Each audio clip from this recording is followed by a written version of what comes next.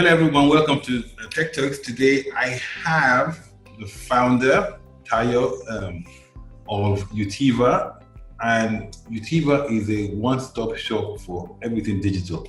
And so, Tayo, can you just elaborate more on what you mean by a one-stop shop? Yeah, sure. So what we're looking to achieve with Utivia is to create an opportunity for Africans, regardless of economic background, location, and also education, to access premium technology education. So we consider ourselves, a one-stop shop for everything technology education, from data to products to AI to design to programming to cybersecurity to digital marketing. We built relationship with 25 universities, throughout 2018, and we thought that we were doing well. These federal universities or private ones? Which ones were they? Were they the federal? No, government universities. Okay. Government universities, the federal universities, yeah. So we had relationship, with all the schools, but things were quite very slow, and there was no right business model for the university market. We're not sure exactly who was going to pay for the value we're going to offer them, which was premium technology education. Would the students pay? It looked like no. Would the parent pay? Would the school pay? And we couldn't figure that out. So we left the university in 2019, and we started trading, post-university, folks that wanted to learn technology education. So we started with data, then we moved to product. Interestingly, we built the largest data school in Nigeria. We built the largest product school. So when you say data school, what do you mean? Could you just hone in on that? When you say data school, data is very broad. Okay, yeah. So which specific area data? We built data around 4 different learning areas, right? So people come to learn data incubator, where they learn SQL and advanced Excel. Then there's a data accelerator where you learn SQL and Power BI. Then there's another data program where you learn big data with Python. There's another one where you now start to play your hands around machine learning and all that. That's a great story. I understand why, because when I went to your website, I saw that you're trying to train people so they can be also global employees as well. So trying to just give them that same opportunity that you had, which I can understand. Now, just take me. So supposing this is me, I'm going to go on vacation for the next 1 week. I'm somewhere, and I said, you know what, I want to learn Power BI. I want to be a data analyst, right? What's the process? I'm not coming to your school. What do I have to do? Yeah, so the first process is, now you've decided the course to do. The next thing is you decide the path. You want to do it on your own, then we deliver the nucleus to you. Do you want to come to a live class? The live classes run on weekends, right? So typically the live classes run on an average of 2 months. You join classes like this. Students actually like that. They prefer that, because it creates an environment for them to interact and build relationship and all that, right? So that runs over the weekends. Now, what we have built in our program is the fact that you have to go through a bunch of different assignments and all that, then submit a capstone project. So you enroll for our junior data analytics program. You have to complete series of assignments. Then when you complete the entire learning program, you have to submit a capstone project. The capstone project is usually like 2 complex, project that it helps you to immerse into the business environment of what you've learned. And when you submit the capstone project, we move you to the next phase, which is the virtual internship. We call that the virternship. And what we have done with the virternship is to build relationship with companies and create real life projects, with them. So it's a co-creation model where we sit down with them and say, hey, what project have you guys worked on? Then we build the model of that project, or we just put that project online. So our students come in that virtual environment. They solve multiple virtual, business cases. Sometimes the projects are actually real projects.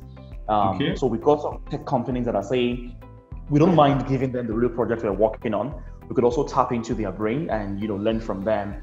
So that depends on the program. That usually happens in our design school. And what we have seen with the virtual internship is that it helps create a path to new jobs. Because now employers that are working with us, about 90 of them, can use that as a basis for hiring, and that takes away the discrimination in the workplace, because someone that is in the rural community that completes the virtual internship can actually be hired by a Flutterwave. If Flutterwave commits, if Paystack commits to hiring with that model, So the virtual internship, I'll give you an example of Susan, a young lady that's actually based in the North, now works with a health company in the US, completed a virtual internship after the design program. And the company just looked at the virtual internship. They looked at the outcome of the designs, that Susan worked on, and they said, you know what, we're going to hire this young lady. So that's what the experience looks like for us.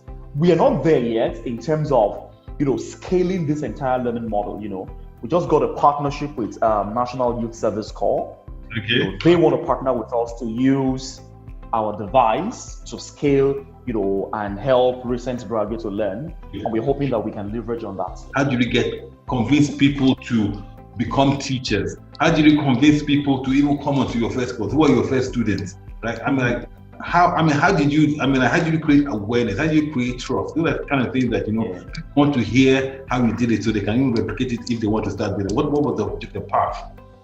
Yeah, the interesting thing is that when I was moving back to Nigeria, I had some cash, but I exhausted them and I got, burnt out.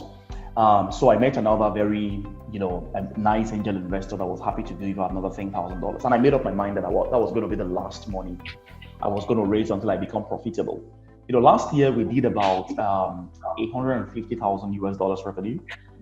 This year we're on track to about $500,000 in terms of revenue. And we haven't raised any funds. We've built Utivia based on, being revenue based. We built Utivia majorly as a revenue based company. We want to raise funds, when we know that we've figured out the business model, but it is a very tough journey, because you have to, make the money and put the money back into the business, upfront. One of the topical issues are, diversity especially in the tech space.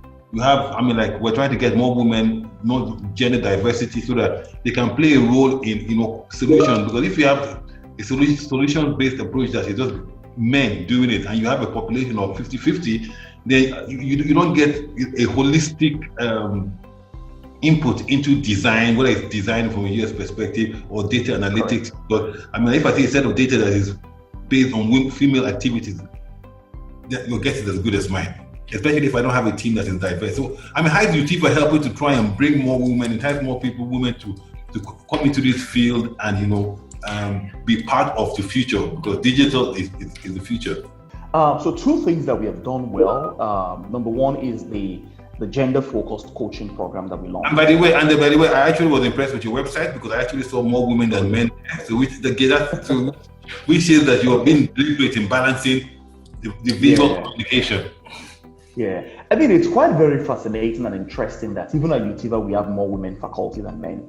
That's how you're doing it.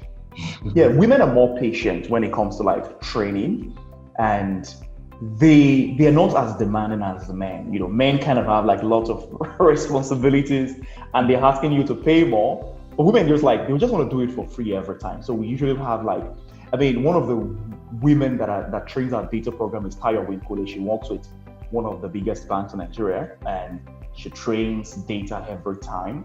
She never misses class. She wants to do it. Sometimes we have not paid her. It's Eyitayo, sure, I understand. The type of women that we have within the faculty are kind of very understanding, amazing, and they also understand that we are building. We are at the building stage. The final question. This time next year, where do you see Utivia? What's the next step? What's the next?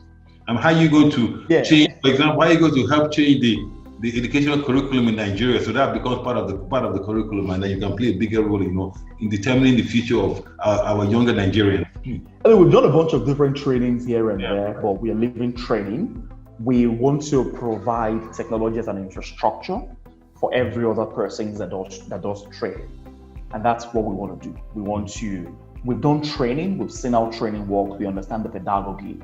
And we just thought that, okay, let us build a technology infrastructure that helps everyone out there that does training, to accelerate, what they do and also globalize their successes. Eyitayo, thank you very much this has been a very enlightening conversation. I wish thank you. Yes, and we will continue the conversation offline.